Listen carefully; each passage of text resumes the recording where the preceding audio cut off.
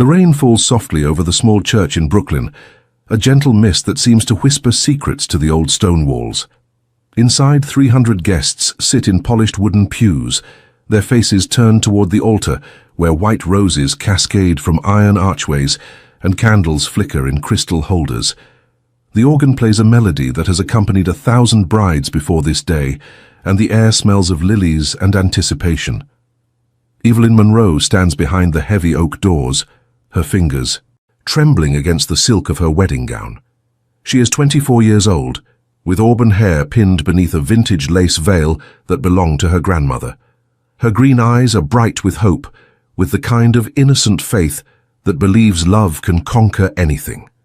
She has waited for this moment since she was a little girl, drawing wedding dresses in the margins of her school books.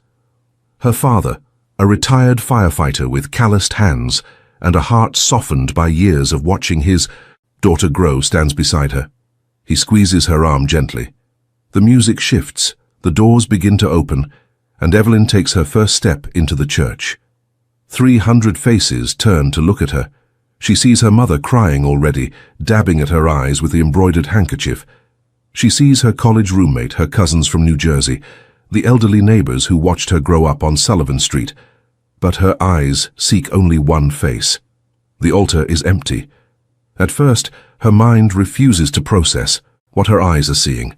She takes another step forward, then another, her white satin heels clicking against the stone floor in a rhythm that suddenly sounds too loud, too hollow. The organ continues playing, oblivious to the catastrophe unfolding in this sacred space. Where is Daniel? Daniel Marchetti, the man who proposed to her on the Brooklyn Bridge at sunset, who promised her a lifetime of laughter and morning coffee and children with her eyes and his dimples. Daniel, who held her hand through her father's surgery, and who learned to make her grandmother's pasta recipe just to see her smile. The altar remains empty. A murmur ripples through the congregation, soft at first, then growing louder. Evelyn feels the weight of 300 stares pressing against her skin. Her bouquet of white roses trembles in her hands. The best man, Daniel's childhood friend Tommy, emerges from a side door. His face is pale, his tie loosened, his eyes unable to meet hers. He walks toward her, slowly, each step seeming to take an eternity. He does not need to speak, she already knows, but he speaks anyway, his voice barely above a whisper that somehow carries through the entire church. Daniel is gone. The words do not make sense. Gone where? To fix his cufflinks? To calm his nerves? To get a breath of fresh air before the biggest moment of his life? Tommy holds out a folded piece of paper. His hand shakes. Evelyn takes it without thinking, without understanding that this single sheet will shatter everything she believed about love, about trust, about the man she was supposed to spend her life with. The note is brief. The handwriting is unmistakably Daniel's, those same letters that once wrote her love poems and signed birthday cards and traced the words forever and always on the steam of her bathroom mirror. The note says only this: I cannot do this. I am sorry. Do not look for me. 300 people watch as Evelyn Monroe's world collapses. She does not scream. She does not cry. She does not fall to her knees in the dramatic fashion of heartbreak portrayed in movies. Instead, she stands perfectly still, as if her body has forgotten how to move, as if her heart has forgotten how to beat. Her mother rushes toward her. Her father's face contorts with a fury that speaks of protective instincts and broken promises. The guests erupt into chaos, whispers becoming exclamations, questions flying through the air like startled birds. But Evelyn hears none of it. She turns very slowly and walks back toward the doors through which she entered. Her veil trails behind her like a ghost. Her bouquet hangs limply at her side, petals beginning to fall, leaving a trail of white across the stone floor. She walks out of the church. She walks down the steps. She walks into the rain. And then Evelyn Monroe does something that will define the next 5 years of her life. She keeps walking, past the waiting limousine with its white ribbons, past the catering vans, past the photographer who calls her name with concern in his voice. She walks until the church is a distant silhouette behind her, until her wedding gown is soaked through and clinging to her skin, until the rain has washed away her carefully applied makeup and left her face bare and raw and somehow more honest than it has been in months. She walks until she reaches the subway station at the corner of Atlantic Avenue. Still in her wedding dress, she descends the stairs. The fluorescent lights flicker. Overhead, a homeless man looks up from his cardboard bed and stares at her with something like understanding in his weathered eyes. A woman with grocery bags pauses mid-step, her mouth forming a question that never becomes sound. Evelyn swipes her Metro card. She pushes through the turnstile. She boards the first train that arrives, not caring where it goes, not caring about anything except putting distance between herself and the ruins of her carefully planned future. She rides the subway for hours. Manhattan, Queens, the Bronx, Brooklyn again. She watches the stations blur past like the chapters of a story she no longer recognizes. Her reflection in the dark window shows a stranger, a woman in a ruined wedding dress with mascara tracks down her cheeks and emptiness where hope used to live. Somewhere around midnight she gets off at Penn Station. She walks to the Amtrak counter. She buys a ticket for the first train leaving the city. It happens to be going to Chicago. Evelyn Monroe boards that train with nothing but her wedding dress, her identification, and the credit card she keeps tucked in her bra for emergencies. She leaves behind her phone, her apartment, her job at the publishing house, her carefully curated life. She leaves behind everything except the question that will haunt her for years to come. Why?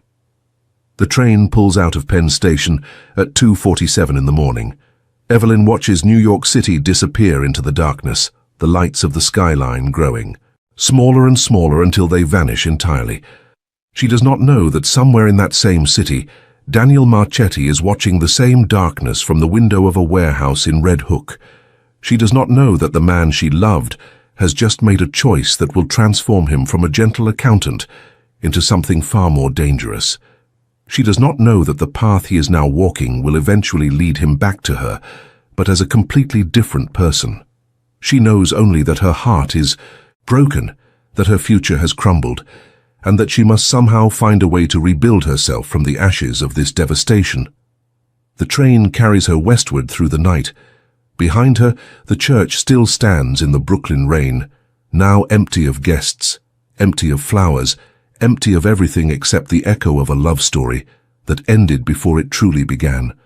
5 years will pass. 5 years of silence, 5 years of wondering, 5 years of a woman learning to stand on her own, and a man descending into a world of shadows. And then, when Evelyn Monroe has finally convinced herself that the past is behind her, when she has built a new life in a new city with a new name and a new purpose, the man who destroyed her will return. But he will not return as Daniel Marchetti, the accountant who made her laugh and held her hand and promised her forever. He will return as something else entirely. He will return as the mafia boss. Check if you are already subscribed to this channel. If you are not, now is the moment to join this journey. Every story here is crafted to touch your heart, to make you feel, to remind you that even the most broken paths can lead to unexpected destinations. Subscribe now and become part of a community that believes in the power of stories to transform and heal. 5 years have passed since that rainy night in Brooklyn.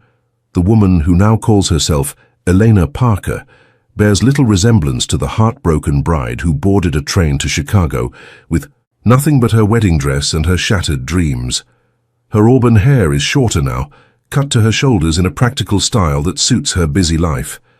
Her green eyes still hold depth, but the naive hope that once shimmered there has been replaced by something stronger, something forged in the fires of survival.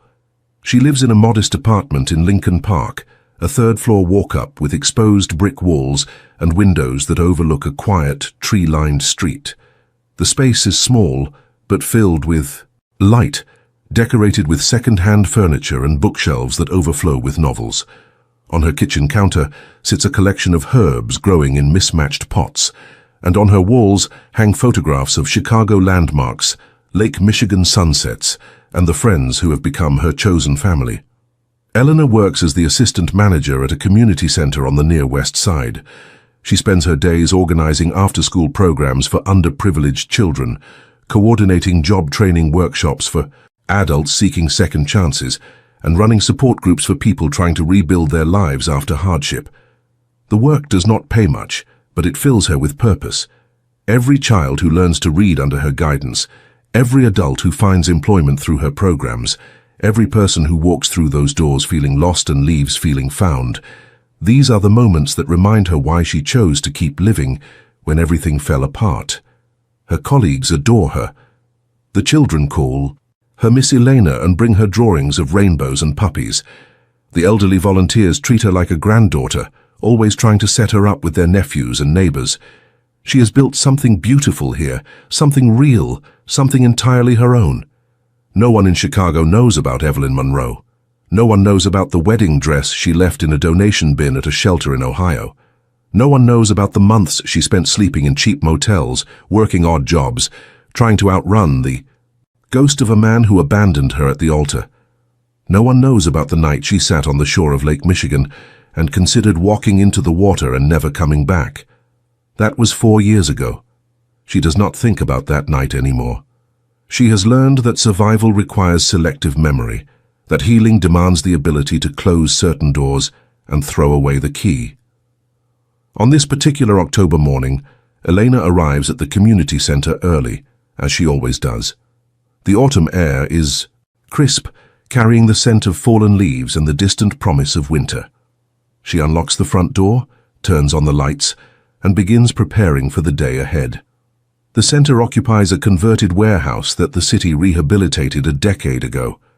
High ceilings, large windows, an open floor plan that can be configured for different purposes. In the mornings, it hosts a breakfast program for seniors.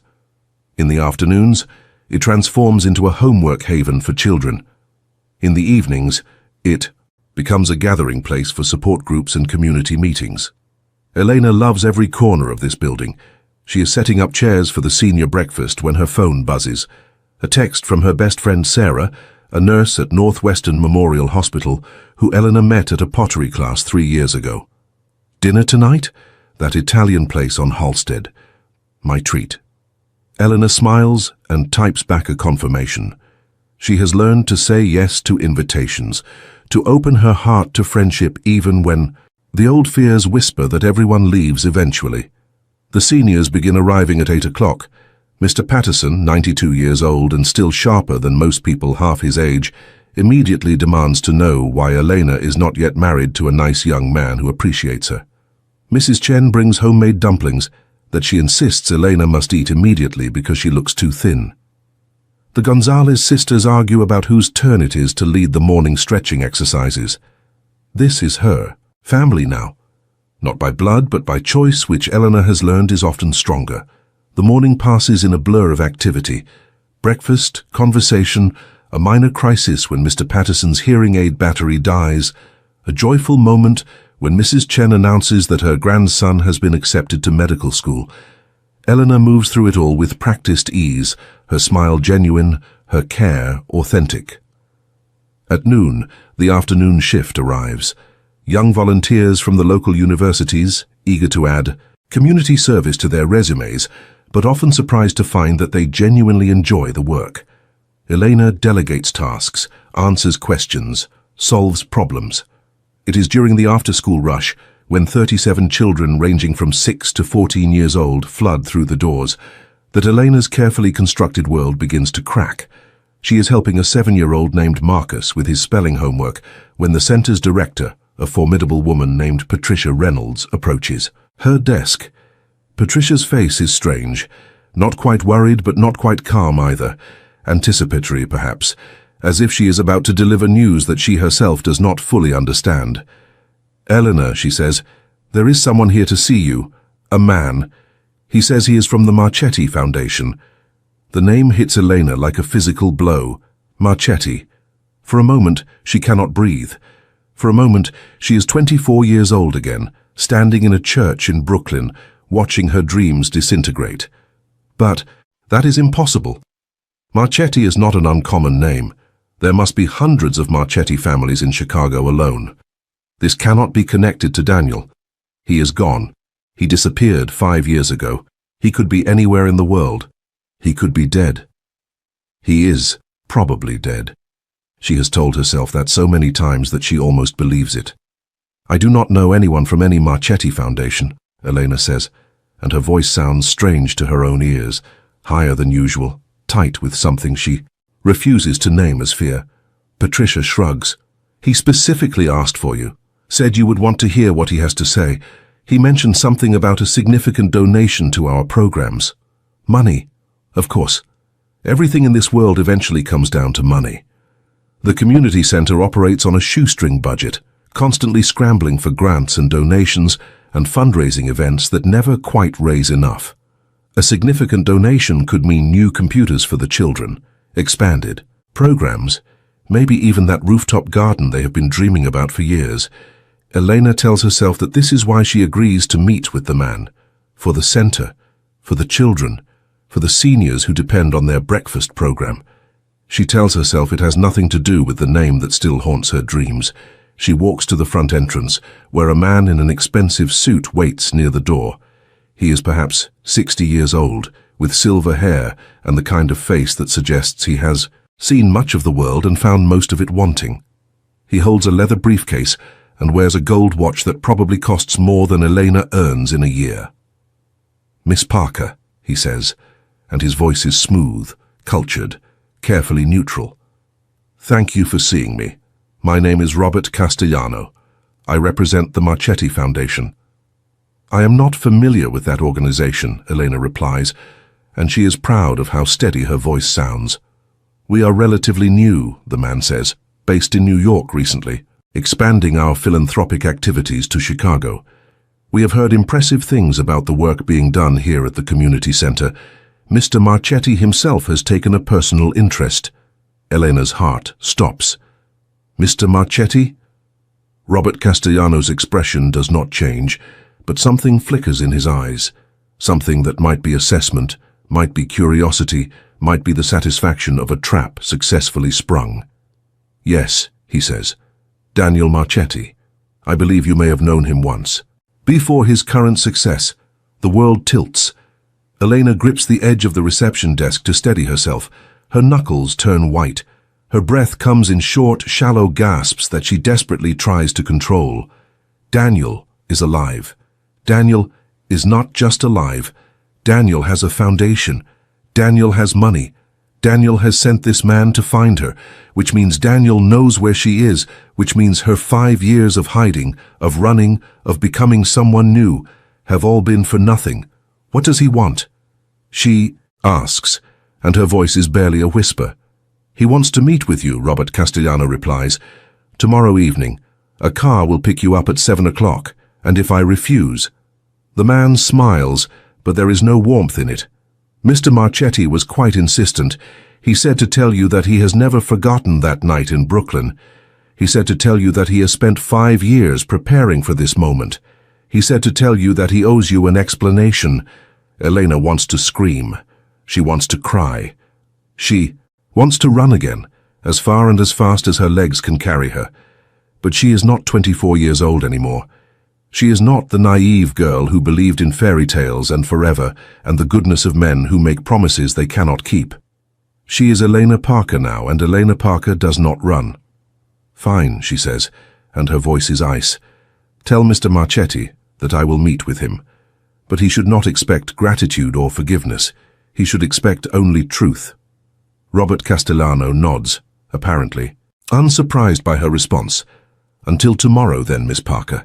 7 o'clock, dress formally. Mr. Marchetti has planned something special." He turns and walks out of the community center without another word. Eleanor stands frozen, staring at the door through which he disappeared, trying to process what has just happened. Daniel is alive. Daniel has found her. And tomorrow, after 5 years of silence, she will finally learn why he left her standing alone in that church. She does not know yet that the answer will be more complicated, more dangerous and more devastating than anything she could possibly imagine. The car arrives at precisely 7 o'clock. Elena has spent the entire day in a state of suspended animation, going through the motions of her work, while her mind races through every possible scenario. She cancelled dinner with Sarah, claiming a sudden migraine. She barely ate. She barely slept. Now she stands in front of her bathroom mirror, wearing a simple black dress that she bought years ago for a colleague's funeral, and has worn exactly twice since. Her auburn hair is pinned up, exposing the slender column of her neck.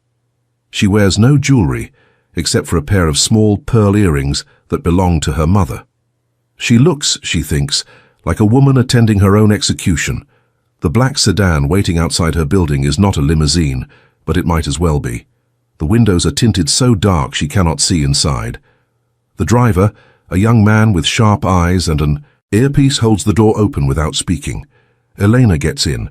The interior smells of leather and something else, something subtle and familiar. Cedar, perhaps, or sandalwood. A scent that triggers memories she has spent 5 years trying to bury. The drive takes 45 minutes, through the city and then beyond it, into the wealthy suburbs that line the North Shore. Eleanor watches the scenery change from urban density to manicured lawns and gated estates. The houses grow larger, more imposing, more clearly designed to announce that their occupants exist in a different world than ordinary people. Finally, the car turns onto a private road that winds through a forest of old oak trees. At the end of the road stands a mansion. It is not the largest house Eleanor has ever seen, but it is the most beautiful. Georgian architecture, red brick and white columns, symmetrical windows glowing with warm light. The grounds are immaculate, the gardens carefully tended even in October, the circular driveway centered around a fountain that sparkles under strategically placed lights. This is what Daniel has become. The driver opens her door. Elena steps out, her heels crunching on the gravel, her heart pounding so loudly she is certain the entire household must hear it. The front doors open before she reaches them, and there he is. 5 years have transformed Daniel Marchetti almost beyond recognition. The gentle accountant she once loved is gone, replaced by something harder, sharper, more dangerous. He is dressed in a tailored charcoal suit that emphasizes his broad shoulders and lean frame. His dark hair is shorter, touched with silver at the temples. His jaw is more defined, his posture more commanding. But his eyes are the same deep brown that she remembers, and when they meet hers, something flickers in their depths. Something that might be pain, might be longing, might be the ghost of the love they once shared. "Evelyn," he says, and his voice is deeper, now rougher, as if he has spent the last 5 years shouting into the wind. "That is not my name anymore," she replies, and she is proud of how cold she sounds, how composed, how utterly unlike the girl who cried herself to sleep for months after he disappeared. "No," he agrees. "I suppose it is not. Please, come inside. We have much to discuss." She follows him into the mansion, through a grand foyer with marble floors and a sweeping staircase, past oil paintings and antique furniture and fresh flowers in crystal vases.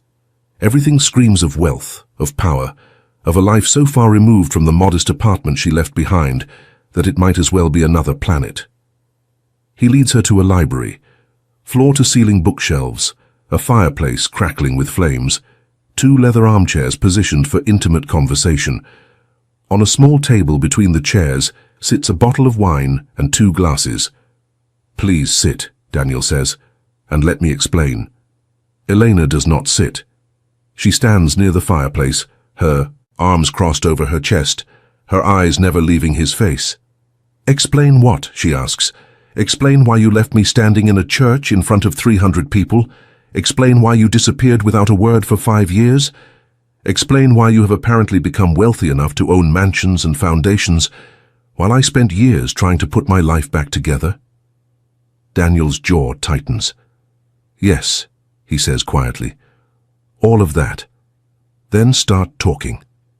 He moves to the window, looking out at the darkness, beyond the glass. When he speaks, his voice is distant, as if he is accessing memories stored in a locked vault. "The night before our wedding," he begins, "I received a visitor, a man I had never seen before. He came to my apartment and told me that everything I believed about my family was a lie." Elena says nothing. She waits.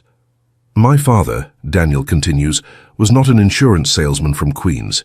He was Marco Marchetti, one of the most powerful figures in the New York underworld. He left that life when I was born, changed his name, moved to the suburbs, tried to raise me without the shadow of his past. He died when I was 12, and my mother never told me the truth. The fire crackles, shadows dance across the walls.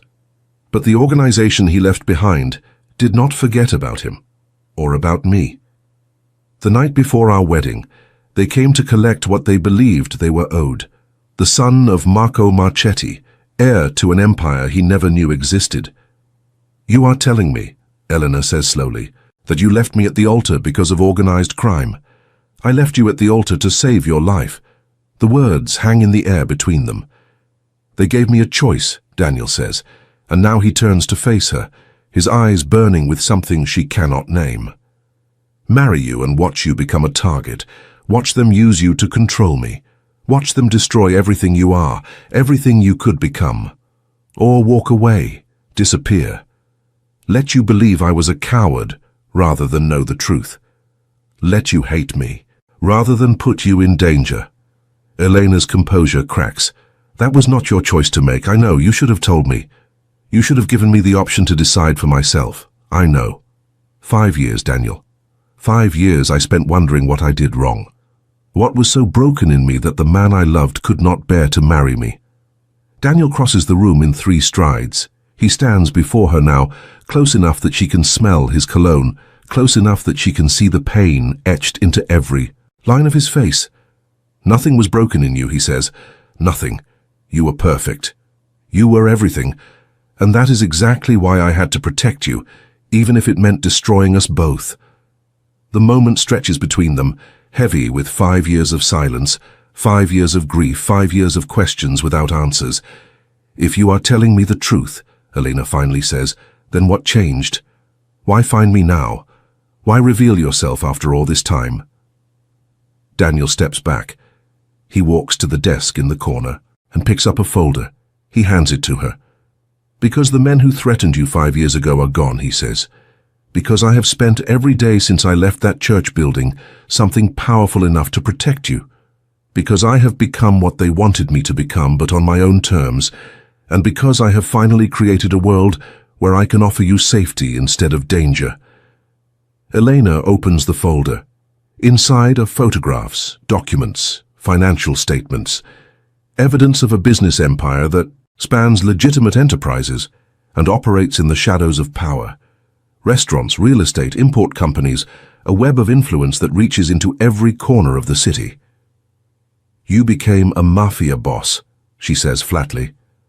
"I became what I needed to become," Daniel replies, "to keep you safe, to keep the promise I made you even if you never knew I was making it." Elena closes the folder.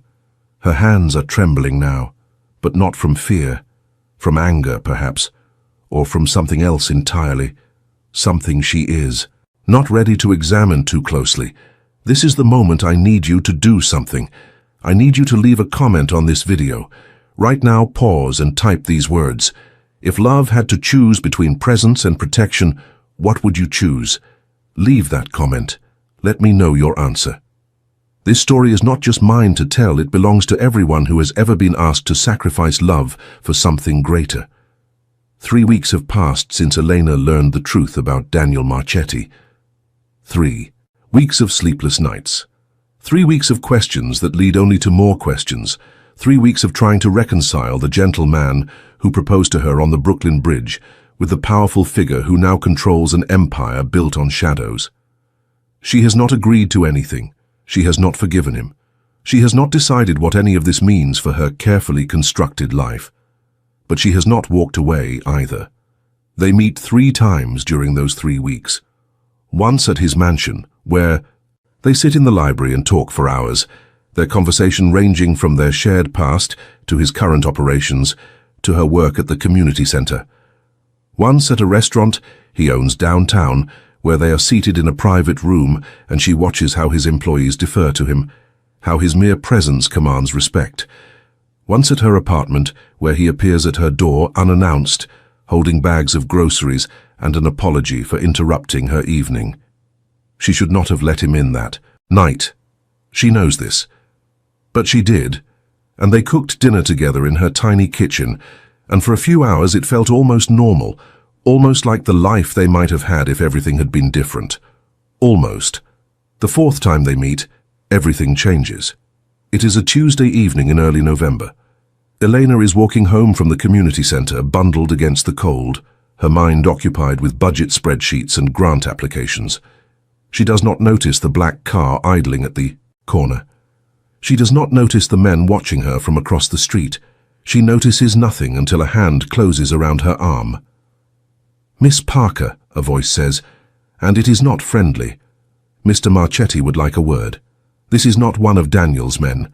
This she knows immediately, instinctively, with a certainty that settles in her bones. Daniel's people are always polite, always professional, always careful to make her feel comfortable. This man makes her feel afraid. "I do not know any Mr. Marchetti," she says, trying to pull her arm free. The grip tightens.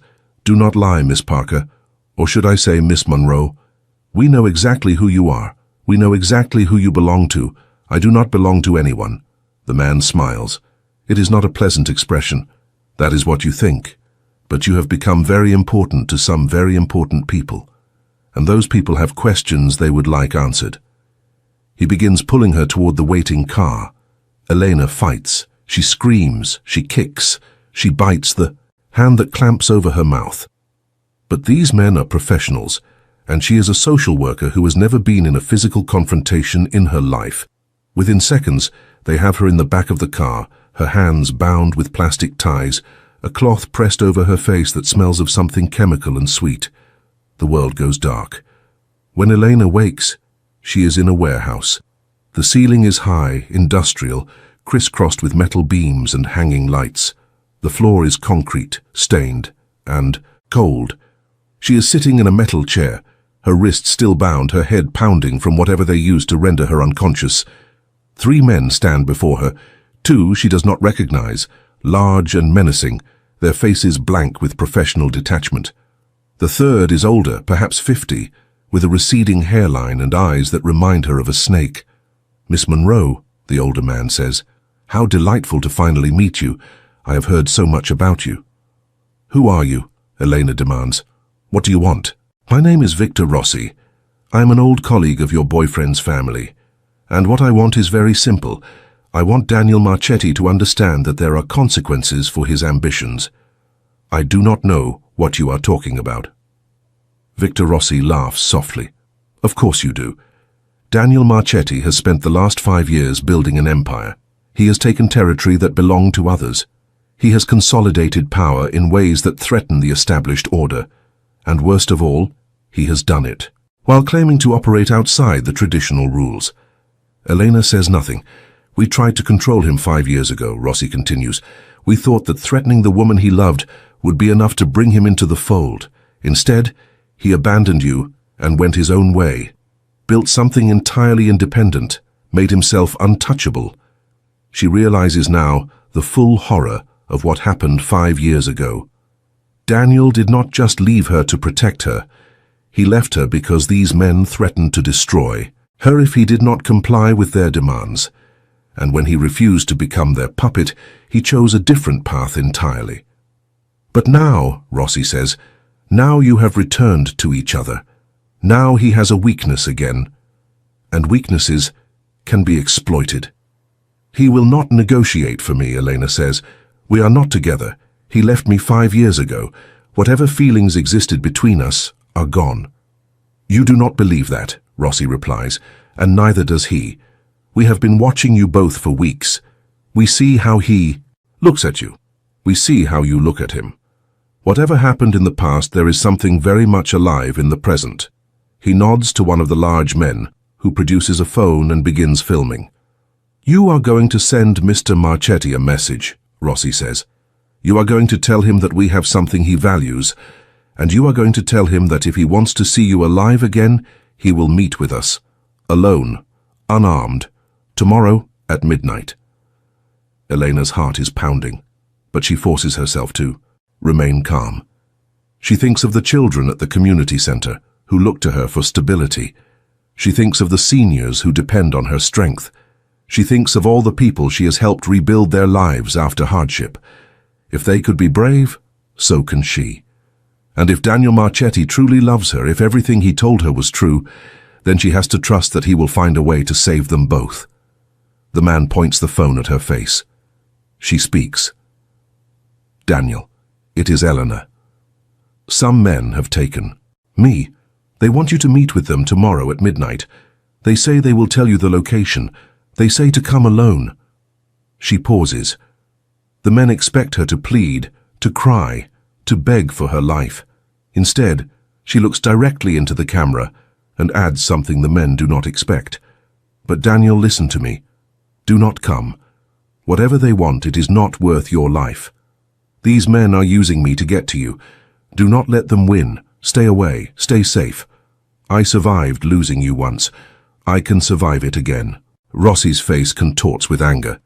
He signals to his men and one of them strikes her across the face. The world spins. Pain explodes across her cheek. But Elena does not regret her words. She has given Daniel a choice, just as he once chose for her. He can walk away. He can protect himself. He can let her go. Or he can come for her. She knows, deep in her bones, which choice he will make. And she finds that despite everything, despite 5 years of anger and grief and carefully constructed walls, around her heart she wouldn't want him to choose differently. Daniel Marchetti receives the video at 9:43 in the evening. He is in his study, reviewing reports from his various operations, when Robert Castellano enters without knocking. The older man's face is grave, his movements urgent. "Sir," he says, "you need to see this." Daniel watches the video once, then again, then a third time, his eyes fixed on Elena's face, on the way she speaks those final words with such fierce determination. Do not come. Stay away. Stay safe. She is trying to protect him. Even now, even bound and captive and facing men who would not hesitate to end her life, she is thinking of him. He has never loved her more. "Who sent this?" Daniel asks, and his voice is ice. "The message came through back channels," Castellano replies. "Victor Rossi's people." Rossi. The name lands like a stone in still water. Victor Rossi is old guard, a remnant of the organizations that tried to claim Daniel 5 years. Hego. He has been a thorn in Daniel's side ever since, always probing, always testing, always looking for a weakness to exploit. Now he has found one. "They want you to meet them alone," Castellano says. "Tomorrow at midnight, they will send the location." Daniel stands. He moves to the window, looking out at the darkness beyond. 5 years ago, he made a choice. He chose to protect Elena by walking away from her. He chose to build an empire powerful enough to keep her safe without her ever knowing the danger she faced. He thought he had succeeded. He was wrong. Now the danger has found her anyway. Now the choice is different. Now he must decide whether to risk everything, including his own life, to bring her home. It is not a difficult decision. "Prepare the team," Daniel says. "I want eyes on every property Rossi owns. I want to know where they are keeping her before midnight tomorrow." "Sir," Castellano says carefully, "if you go to that meeting alone, they will not let you leave alive. They do not want to negotiate. They want to eliminate you. I know." "Then why? Because I cannot leave her there," Daniel says, turning to face his most trusted advisor. "Because 5 years ago I made the wrong choice. I thought leaving her was protecting her. I was wrong. She has spent 5 years paying for my mistake. I will not let her pay any longer." Castellano is silent for a moment. Then he nods. "I will make the preparations," he says. "But sir, may I speak freely?" "Always. Miss Monroe is strong. I have watched her.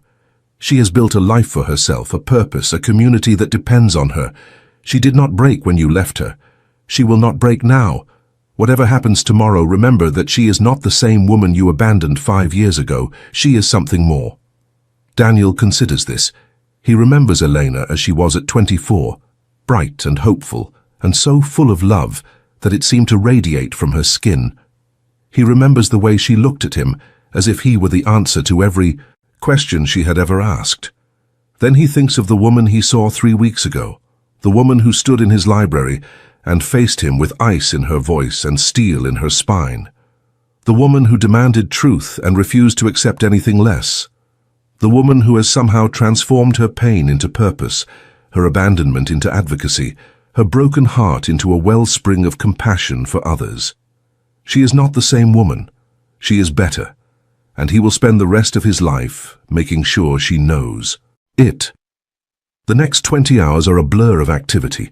Daniel's people work around the clock, analyzing data, tracking movements, leveraging every connection in their considerable network.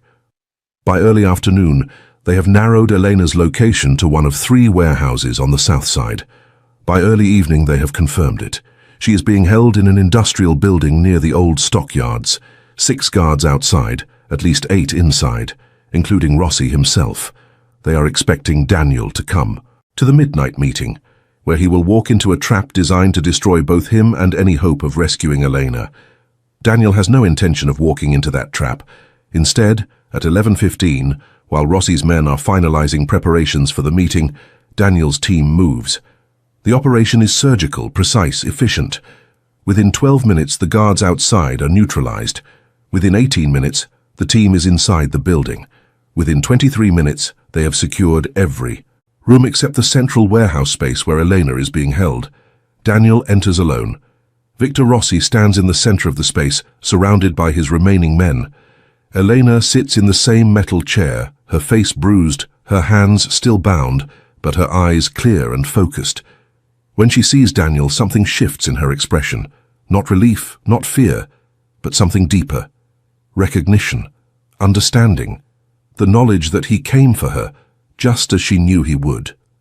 "Marchetti," Rossi says, and there is something like surprise in his voice. "You were not supposed to be here yet. I changed the schedule," Daniel replies. He walks forward slowly, his hands visible at his sides. "I hope you do not mind." "You should not have come," Rossi says. "You should have accepted the inevitable. Now you will both die here." "No," Daniel says quietly. "I do not think we will." He gives a signal.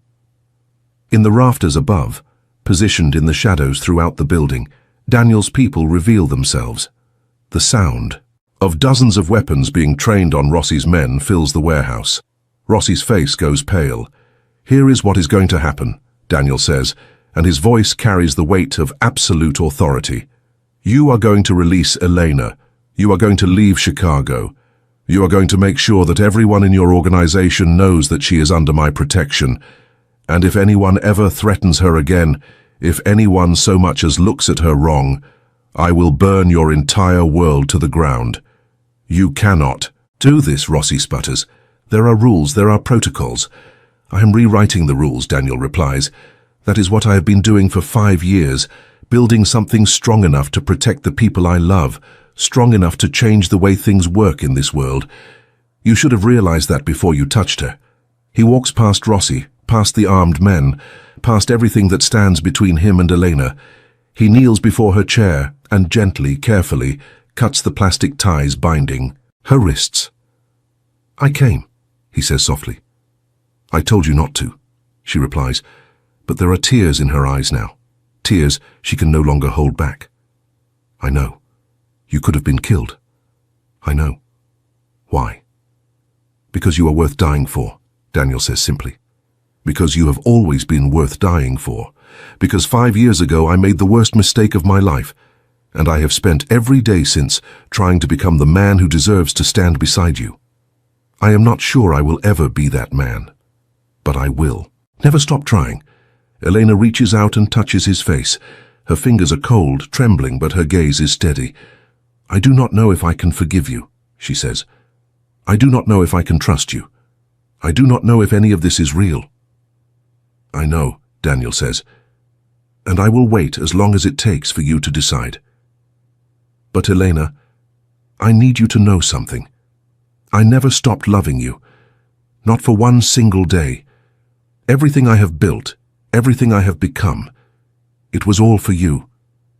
Even when you did not know I existed, even when you thought I had forgotten you, you were the reason I kept going. You were the reason for everything." Behind them, Rossi is being escorted out by Daniel's men. The warehouse is being cleared. The danger is passing. But in this moment, none of that matters. In this moment, there is only Daniel and Elena, two people separated by 5 years of silence, finally finding their way back to each other. 6 months later, spring has arrived in Chicago, and the EIJ city is blooming. Elena stands at the window of her office at the community center, watching the children play in the new garden that was installed last month.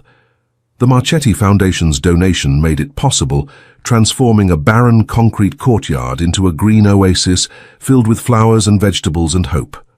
She has not changed her name. She is still Elena Parker, still the assistant manager who arrives early and stays late, still the woman who believes in the power of second chances. But everything else is different. Daniel is in her life now, truly in her life, not as the mysterious figure from her past, not as the powerful mafia boss, but as the man who brings her coffee every morning and sits with the seniors during breakfast and teaches the children chess on Saturday afternoons. The transition has not been easy. There are still nights when Elena wakes from nightmares about the warehouse, about Victor Rossi's cold eyes, about what might have happened if Daniel had arrived. Even 5 minutes later, there are still moments when the old anger surfaces, when she remembers standing alone in that church and wonders how she could possibly trust someone who caused her such pain. But then Daniel does something small and ordinary. He makes her laugh. He remembers something she mentioned weeks ago. He looks at her with such transparent devotion that she cannot doubt his feelings, and slowly, carefully, she learns to trust again. They have not defined what they are. They are not engaged. They are not officially dating. They are simply two people who have found their way back to each other after a journey that nearly destroyed them both. It is enough. On this particular spring morning, Daniel arrives at the community center with a familiar black sedan. But instead of coming inside, he waits by the car, his posture suggesting something important. Elena goes to him. "I want to show you something," he says. She gets in the car without asking questions. This is another thing she has learned to trust. The surprises Daniel brings into her life. They are never unwanted. They are always meaningful. The drive takes them out of the city, past the suburbs, into the countryside that lies beyond. After an hour, Daniel turns onto a private road that winds through rolling hills and old oak trees. At the end of the road stands a house. It is not a mansion. It is not grand or imposing or designed to announce wealth and power. It is a farmhouse, white clapboard, with green shutters, surrounded by gardens and orchards and a barn that has been converted into a studio space. "What is this place?" Elena asks. Daniel takes her hand. "This is what I want to show you," he says. "This is what I have been building. Not the empire, not the organization. This." He leads her through the house, room by room. A kitchen with large windows overlooking the garden. A living room with a fireplace and built-in bookshelves. Bedrooms with slanted ceilings and handmade quilts. A studio filled with art supplies and natural light. "I'm transitioning the organization," Daniel explains as they walk, "moving everything into legitimate businesses, real estate development, restaurant groups, import companies, nothing that operates in shadows, nothing that requires protection or violence or fear." Elena listens. "It will take years," Daniel continues. "There are people who depend on me, people I cannot simply abandon. But I am building something new, something clean, something I can be proud of." They stand now in the garden behind the house. Roses are blooming, birds are singing. The air smells of fresh earth and new growth. "This house," Daniel says, "is the first step. A place away from everything. A place where we can start over. A place that has no history, no complications, no ghosts." He turns to face her. "I am not asking you to marry me," he says. "I know I have not earned that right yet. I am not asking you to live here with me. I know you have a life in the city, people who depend on you, work that matters. What are you asking?" "I am asking for time," Daniel says. "Time to prove that I have changed. Time to show you that the man who left you at the altar is gone, and the man standing before you now will never leave you again. I am asking for the chance to build something with you, slowly, carefully, brick by brick." Elena looks at the garden, at the house, at the man who has spent 5 years becoming someone worthy of her love. She thinks of the girl she was at, 24, the one who believed in fairy tales and forever. She thinks of the woman she became, the one who learned that survival sometimes means walking away from everything you thought you wanted. And she thinks of the woman she is now, standing in a garden with the man who broke her heart and then spent 5 years trying to put the pieces back together. Yes, she says finally. Yes, yes, I will give you time. Yes, I will give us a chance. Yes, I will try to build something new with you. But, Daniel, you need to understand something. Anything. I am not the same woman you left 5 years ago. I am stronger now, more independent. I will never again be someone who waits for a man to save her. I have learned to save myself. Daniel smiles, and it is the same smile she remembers from the Brooklyn Bridge, the one that made her believe in love for the first time. I know, he says. That is exactly what I love about you. He takes her hand. They walk through the garden together, past the roses, and the fruit trees and the promises of spring. Behind them, the farmhouse waits, patient and welcoming, ready to become whatever they choose to make it. 1 year later, the autumn sun filters through the stained glass windows of a small chapel in the countryside outside Chicago. The light creates patterns of gold and crimson on the wooden floors, dancing across the faces of the 40 guests who have gathered for this intimate ceremony. Elena stands at the altar, wearing a simple ivory dress that flows to her ankles. Her auburn hair is loose around her shoulders, crowned with a wreath of wildflowers. She holds a bouquet of roses and lavender from the garden she and Daniel have tended together for the past 12 months. She is not the same woman who stood in a Brooklyn church 7 years ago. She is not filled with naive hope or innocent faith. She is filled instead with something deeper, something earned through pain and growth and the slow, patient work of learning to trust again. Daniel stands across from her, his dark suit elegant but understated, his eyes never leaving her face. Behind him, the windows show rolling hills and ancient oak trees, the landscape they have come to call home. There is no officiant in the traditional sense. Instead, Patricia Reynolds, the director of the community center, stands between them. She obtained her officiant certification last month, specifically for this occasion. We are gathered here, Patricia begins, to witness the union of two people who have walked through fire to find each other. Two people who know that love is not always easy, that trust must be earned, that forever is not a destination, but a daily choice. The guests are a mix of Eleanor's friends from the community center, Daniel's legitimate business associates, and a handful of people from both of their pasts. Sarah is there, dabbing at her eyes. Mr. Patterson and Mrs. Chen sit together, holding hands. Robert Castellano stands near the back, his expression unreadable but his presence meaningful. Daniel, Patricia says, do you take Elena to be your wife? Do you promise to love her, to honor her, to choose her every single day, no matter what challenges you may face? I do, Daniel says, and his voice carries the weight of 7 years of longing, of sacrifice, of becoming the man he is today. I promise to never walk away. I promise to always communicate. I promise to build a life with you that is worthy of everything you have been through to get here. Elena, Patricia continues, do you take Daniel to be your husband? Do you promise to love him, to forgive him, to trust him with the future you will create together? Elena looks at the man before her. She sees the boy she fell in love with on the Brooklyn Bridge. She sees the man who broke her heart in a church in Brooklyn. She sees the leader who built an empire and then chose to transform it into something clean. She sees the partner who has spent the last year proving, day by day, that he will never leave her again. I do, she says. I promise to be brave. I promise to be honest. I promise to build something beautiful with you and to never forget the strength I found when I had to stand alone. Patricia smiles. Then by the power vested in me by the state of Illinois, and more importantly by the community that loves you both, I pronounce you husband and wife. Daniel takes Elena in his arms and kisses her. The guests applaud. Sunlight pours through the windows, bathing them in gold. Later at the reception in the converted barn, Elena stands at the window and watches the sun set over the hills. Daniel comes to stand beside her, his hand finding hers. "Are you happy?"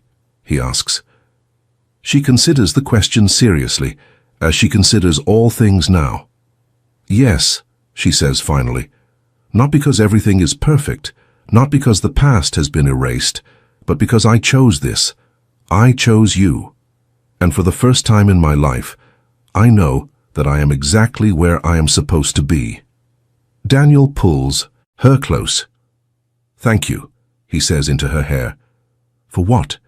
For giving me another chance, for believing I could change, for teaching me that love is not about saving someone.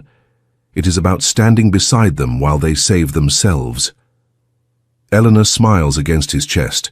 Through the window, the first stars are appearing in the darkening sky.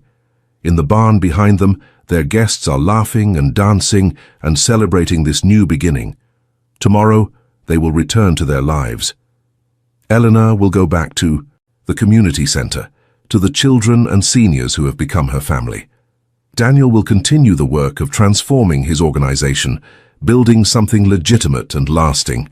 Together, they will tend their garden, fill their farmhouse with books and art and eventually children, create a future that honors both the pain they have survived and the joy they have found. But tonight, they are simply a man and a woman who found their way back to each other against all odds. Tonight, they are home. If you have watched this far, it is because this story touched your heart. I want to know you. I want to see who really appreciates the stories we create together. Leave a comment right now saying, "I have watched this far," and let me know which moment in Elena and Daniel's journey moved you the most.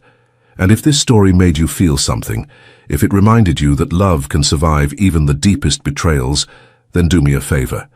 Hit that subscribe button so you never miss another story. Press the like button so the algorithm shares this with others who need to hear it. And share this video with someone you love, someone who believes in second chances, someone who knows that the best stories are the ones where broken people find their way home. Thank you for being here. Thank you for watching.